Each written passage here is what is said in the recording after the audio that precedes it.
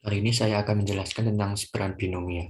Sebaran binomial adalah distribusi probabilitas diskrit dari banyak keberhasilan dalam n percobaan independen, ya atau tidak, atau berhasil atau gagal, di mana probabilitas tiap hasil adalah P. Eksperimen berhasil atau gagal disebut juga eksperimen Bernoulli. Rumus dari sebaran binomial adalah Px sama dengan n per x dikali P pangkat x dikali V pangkat n min x. Kita coba soal yang pertama. Probabilitas seekor sapi tidak disuntik vaksin brucellosis adalah 0,2. Pada suatu hari di sebuah kandang ada 4 ekor sapi. Peluang dari sapi tersebut 3 ekor belum disuntik vaksin brucellosis adalah, kita menuju pembahasannya. Kita ketahui bahwa rumus dari distribusi binomial adalah sebagai berikut, di mana n per x sama dengan n faktorial per x faktorial dikali n faktorial min x faktorial. Diketahui n sama dengan 4, x sama dengan 3, p sama dengan 0,2, dan hi sama dengan 1 min 0,2 atau 0,8. Kita masukkan ini ke dalam rumus tadi, di mana n sama dengan 4 faktorial dan x-nya sama dengan 3 faktorial dikali dengan n min x faktorial atau 4 faktorial min 3 faktorial dikali dengan P pangkat X atau 0,2 pangkat 3 dikali dengan V pangkat N min X atau 0,8 pangkat 4 min 3. Dan hasilnya adalah 4 faktorial per 1 faktorial kali 3 faktorial dikali dengan 0,2 pangkat 3 dikali dengan 0,8 pangkat 1. Hasil dari 4 faktorial per 1 faktorial dikali 3 faktorial adalah 4 dikali dengan hasil dari 0,2 pangkat 3 atau 0,008 dikali dengan 0,8 pangkat 1 atau 0,8, dan hasilnya adalah 0,0256. Assalamualaikum warahmatullahi wabarakatuh. Di sini saya akan menjelaskan contoh soal dari materi sebaran binomial. Contoh soal yang pertama, sebuah survei kebersihan gigi memperlihatkan bahwa 2 dari 5 orang sudah pergi ke dokter gigi dalam beberapa bulan terakhir. Apabila ada 12 orang terpilih secara acak, maka A. Hitunglah probabilitas 4 diantaranya yang pergi ke dokter 2 bulan yang lalu. B. Tentukanlah besar min dan variannya. Jawab A. Jika diketahui n sama dengan 12, x sama dengan 4, p sama dengan 2/3, dan q sama dengan 3/5, maka jawab P kurung buka X, n kurung tutup sama dengan n faktorial per kurung buka n min X kurung tutup faktorial dikali X faktorial dikali P pangkat X dikali Q n pangkat Q pangkat n min X. Jawab P kurung buka 4,12 kurung tutup sama dengan 12 faktorial per 8 faktorial dikali 4 faktorial dikali kurung buka 2/5 kurung tutup pangkat 4 dikali kurung buka 3/5 kurung tutup pangkat 8 sama dengan 0,213. Jadi hasil dari A adalah 0,213. Yang B, jika diketahui n sama dengan 12, x sama dengan 4, p sama dengan 2/5, dan q sama dengan 3/5, maka besar min dan variannya yang min mu sama dengan n dikali p sama dengan 12 dikali 2/5 sama dengan 4,8. Varian sigma sama dengan n dikali p dikali q sama dengan 12 dikali 2/5 dikali 3/5. Hasilnya sama dengan 2,888. Jadi hasil dari B adalah 2,88. Contoh soal yang kedua, seorang penjaga gawang profesional mampu menahan tendangan penalti dengan peluang 35. Dalam sebuah kesempatan dilakukan 5 kali tendangan. Peluang penjaga gawang mampu menahan tendangan penalti 3 kali tersebut adalah. Jawab. Pada kejadian di atas, kondisi sukses adalah keadaan di mana penjaga gawang mampu menahan tendangan peluang tendangan. Peluang sukses adalah P sama dengan 3/5. Maka peluang gagal adalah Q sama dengan 1 min P sama dengan 1 min 3/5 sama dengan 2/5. Jadi Q sama dengan 2/5. Peluang penjaga gawang mampu menahan 3 kali tendangan sama dengan adalah X min 3 dari 5 kali tendangan. N sama dengan 5 adalah. Jawab. P kurung buka X sama dengan 3, N sama dengan 5, kurung tutup sama dengan C kurung buka 5,3 kurung tutup dikali kurung buka 3/5 kurung tutup pangkat 3 dikali kurung buka 2/5 kurung tutup pangkat 5 min 3 sama dengan 5 faktorial per 2 faktorial dikali 3 faktorial dikali kurung buka 3/5 kurung tutup pangkat 3 dikali 2/5 kurung tutup pangkat 2 sama dengan 10 dikali kurung buka 2/7 27/125 kurung tutup dikali kurung buka 4/25 kurung tutup sama, jadi hasilnya sama dengan 216/625. Jadi hasil dari soal yang kedua adalah 216/625. Sekian. Assalamualaikum warahmatullahi wabarakatuh. Perkenalkan, nama saya Anggun Maulina. Pada kesempatan kali ini saya akan menjelaskan mengenai distribusi Poisson. Nah, distribusi Poisson adalah distribusi peluang dari beberapa kali kejadian acak. Nah, untuk lebih jelasnya simak video berikut. Distribusi Poisson adalah distribusi nilai-nilai bagi suatu variabel random X, yaitu banyaknya hasil percobaan yang terjadi dalam suatu interval waktu tertentu atau di suatu daerah tertentu. Nah, untuk menentukan distribusi Poisson sendiri, bila N-nya itu lebih dari 50, maka itu termasuk ke dalam distribusi Poisson. Nah, rumus dari distribusi Poisson sendiri adalah Px sama dengan mu pangkat X dikali dengan E pangkat min mu dibagi X faktorial, di mana P ini merupakan probabilitas, sedangkan mu itu adalah rata-rata keberhasilan yang cara menghitungnya adalah N dikali P. Kemudian E merupakan bilangan logaritma natural yang sudah ditentukan, jadi nilai E adalah 2,71828. Kemudian X adalah variabel random discrete. Contoh soal dari distribusi Poisson adalah terdapat 200 penumpang telah memesan tiket untuk sebuah penerbangan luar negeri. Jika probabilitas penumpang yang telah mempunyai tiket tidak akan datang adalah 1%, maka berapa peluang ada 3 orang yang tidak datang? Nah, di sini kita cari dulu yang diketahui ada N sama dengan 200, kemudian probabilitasnya itu adalah 1%, atau bisa kita ubah menjadi desimal yaitu 0,01.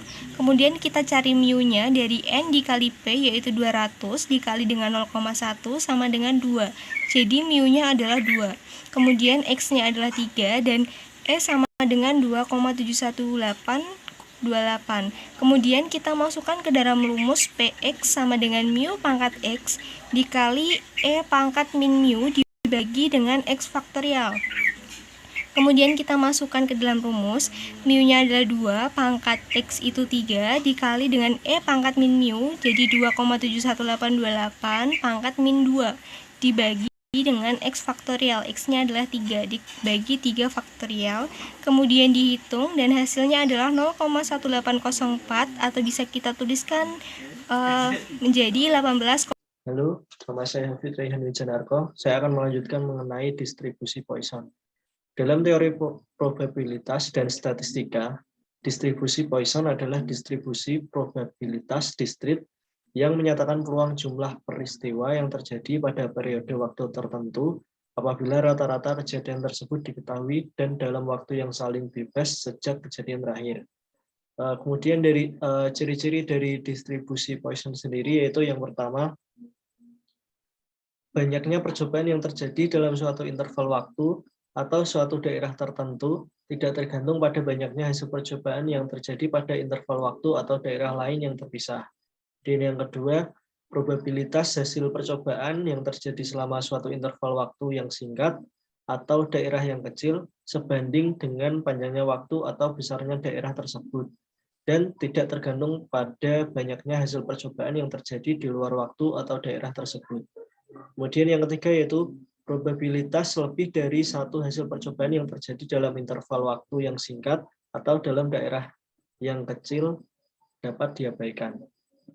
Ya, jadi ada contoh soal yaitu pada tahun 2018 dilakukan penelitian di pedalaman desa X. Diperoleh data bahwa rata-rata terdapat 2,5 orang albino dari 175 orang, serta 525 orang diambil sebagai sampel percobaan. Dengan menggunakan pendekatan Poisson, tentukan peluang diperolehnya orang yang bukan albino. Jawab, diketahui rata-rata hitung lambda sama dengan 2,5 orang albino per 175 populasi. Jumlah sampel yang diambil sebanyak 525 yaitu 3 kali lebih banyak dari populasi pada tahun 2018. Sehingga rata-rata hitung lambda sekarang pada populasi 525 orang, yaitu 2,5 kali 3 sama dengan 7,5. Peluang dari sampel tersebut tidak diperoleh orang albino adalah yang pertama kita menggunakan rumus ini, yaitu P X sama dengan 0, kemudian kita masukkan X dalam kurung 7,5 pangkat 0, E pangkat min 7,5 per 0 faktorial. Dan jawabannya ketemu yaitu 0,00055. Jadi peluang diperolehnya orang yang bukan albino yaitu 0,00055.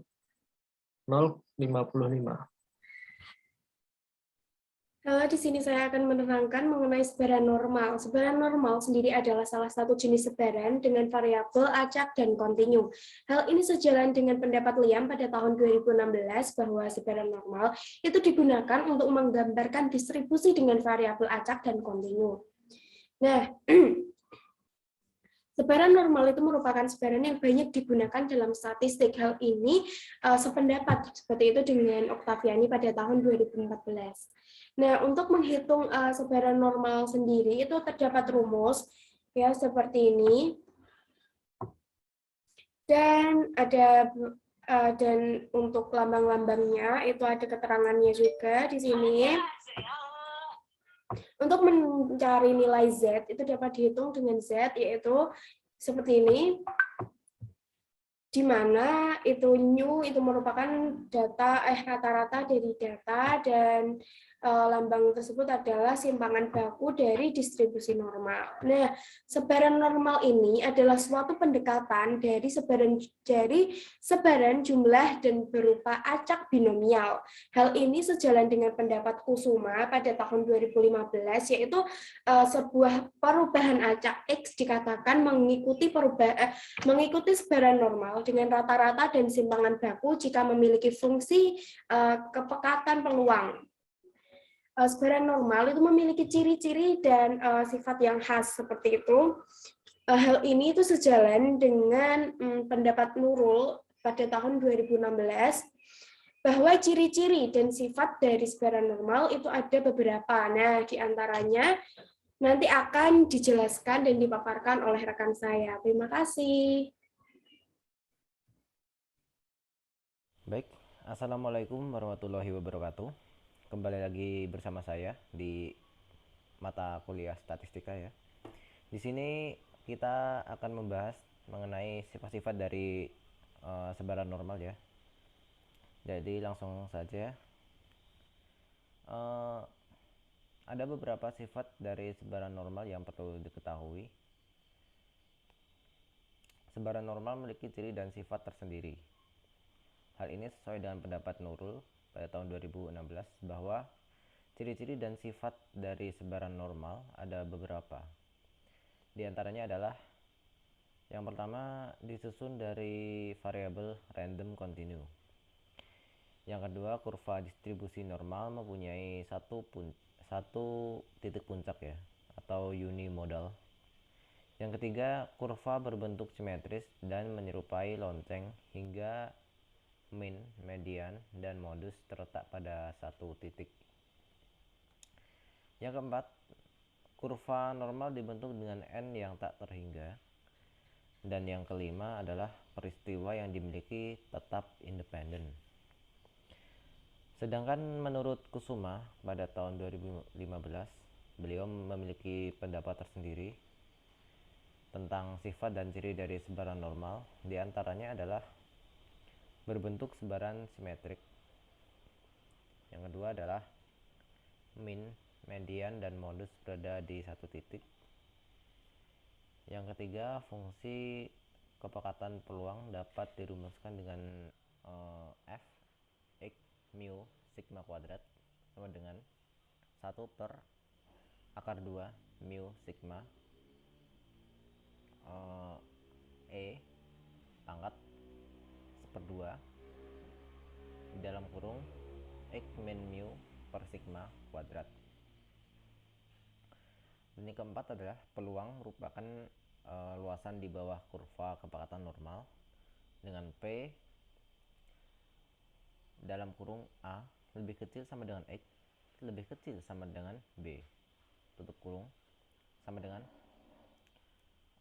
integral dengan batas atas B dan batas bawah A fx dx sama dengan fb min fa. Dan yang kelima adalah peubah acak x dengan min ex sama dengan mu dan ragam vx sama dengan sigma kuadrat. Penyebar normal sering dituliskan sebagai x serupa dengan n mu sigma kuadrat. Oke, yang selanjutnya adalah contoh soal ya. Contoh soal dari materi sebaran normal. Dan soal yang pertama adalah berdasarkan kecenderungan orang menonton TV, terlihat bahwa rata-rata penonton akan memindah saluran setelah 10 menit dengan standar deviasi 4 menit. Berapa probabilitas seorang menonton TV akan menonton 20 menit lebih? Ya, dari sini kita bisa ketahui bahwa mu itu sama dengan 10 menit dan sigma yaitu standar deviasinya sebanyak 4 menit dan x nya sama dengan 20 menit. Ditanya apa? Ditanya peluangnya x lebih besar dari 20. Jawabnya adalah z sama dengan x min mu per sigma. Kita bisa input datanya x sama dengan 20 min mu sama dengan 10 ya per sigmanya sama dengan 4 dan dihasilkan adalah 2,5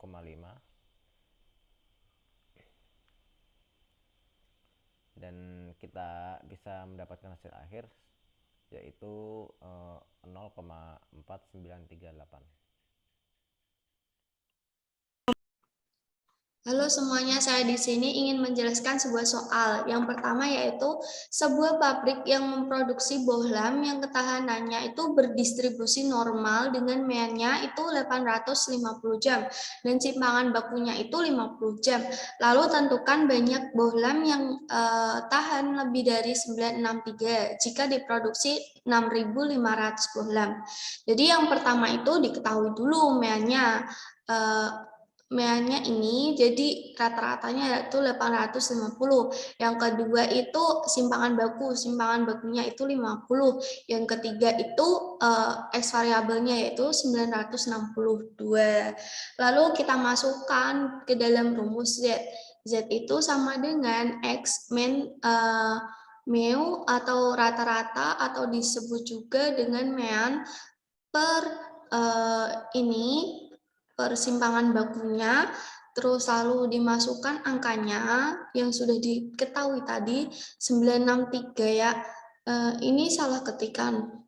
Jadi 963 kurangi 850 per 60. Lalu hasilnya itu 2,24. Nah, 2,24 ini kita dapat buat sebuah tabel distribusi Z. Kita lihat, terus habis itu kita buat kurva normalnya dan hasilnya itu seperti ini. P, X lebih dari 0, terus dikurangi P, X-nya itu di antara 0 dan 2,24, yaitu X-nya itu lebih besar dari 0, lalu X-nya itu kurang dari 2,24. Lalu kita lihat dari distribusi tabel Z itu X lebih besar dari 0 itu nilainya 0,5. Lalu kita lihat dari distribusi Z-nya itu ini nilai X kurang dari 0, lebih dari 0 kurang dari 2,24 itu 0,4875. Lalu dikurangkan saja terus hasilnya 0,0125. Lalu hasilnya ini karena ini ditanyakan banyaknya bohlam yang lebih dari 963 jika diproduksi 6.500 bohlam. Nah, itu kan yang ditanyakan bohlamnya. Bohlamnya itu nggak boleh desimal, makanya itu dikalikan 6.500, hasilnya itu 81,25. Karena bohlam itu suatu barang, jadi tidak ada barang yang jumlahnya desimal, jadi itu dibulatkan. Jadi 81 bohlam yang dapat bertahan lebih dari 963 ini salah ketik. Jadi ada 81 bohlam yang dapat bertahan lebih dari 963 jam. Baik, selanjutnya mungkin akan dijelaskan teman saya. Terima kasih.